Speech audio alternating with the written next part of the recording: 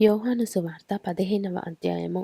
నేను నిజమైన ద్రాక్షావల్లిని, నా తండ్రి వ్యవసాయకుడు. నాలో ఫలింపని ప్రతి తీగెను ఆయన తీసి పారవేయును. ఫలించు ప్రతి తీగె మరి ఎక్కువగా ఫలింపవలెనని దానిలోని పనికిరాని తీగెలను తీసివేయును. నేను మీతో చెప్పిన మాటను బట్టి మీరిప్పుడు పవిత్రులై ఉన్నారు. నా యందు నిలిచియుండుడి, మీ యందు నేనును నిలిచియుందును.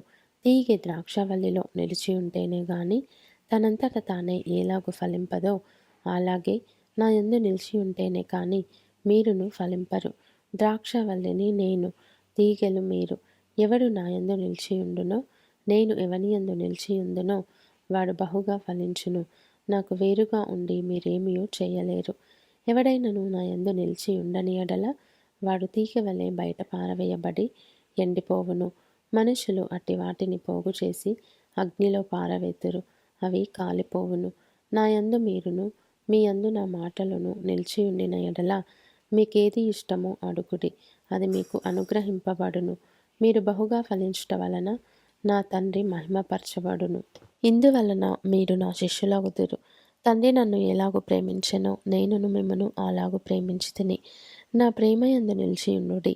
నేను నా తండ్రి ఆజ్ఞలు గైకొని ఆయన ప్రేమయందు నిలిచియున్న ప్రకారము మీరును నా ఆజ్ఞలు గైకొనిన ఎడల నా ప్రేమయందు నిలిచియుందురు. మీ యందు నా సంతోషము ఉండవలెననియు మీ సంతోషము పరిపూర్ణము కావలెననియు ఈ సంగతులు మీతో చెప్పుచున్నాను. నేను మిమ్మను ప్రేమించిన ప్రకారము మీరొకరినొకడు ప్రేమించవలెననుటయే నా ఆజ్ఞ.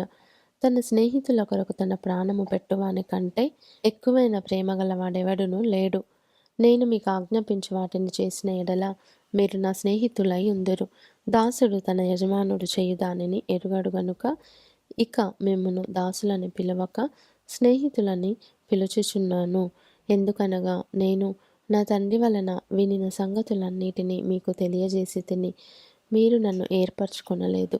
మీరు నా పేరట తండ్రిని ఏమి అడుగుదురో అది ఆయన మీకు అనుగ్రహించున్నట్లు మీరు వెళ్ళి ఫలించుటకును మీ ఫలము నిలిచియుండుటకును నేను మిమ్మల్ని ఏర్పరచుకొని నియమించి తిని.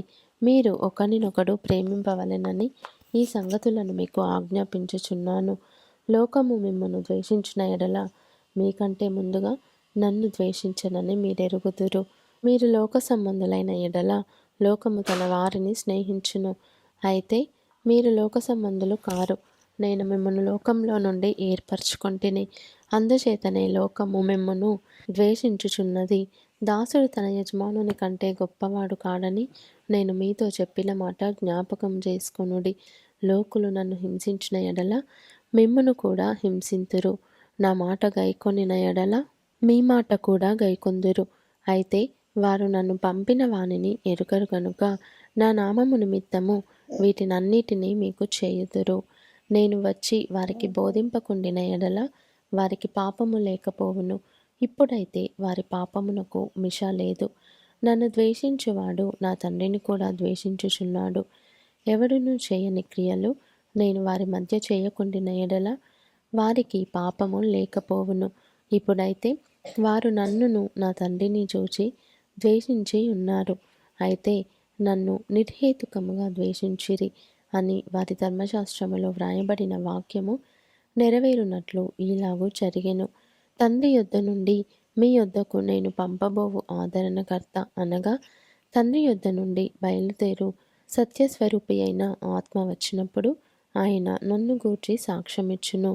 మీరు మొదట నుండి నా యొద్ద ఉన్నవారు గనుక మీరును సాక్ష్యమిత్తురు.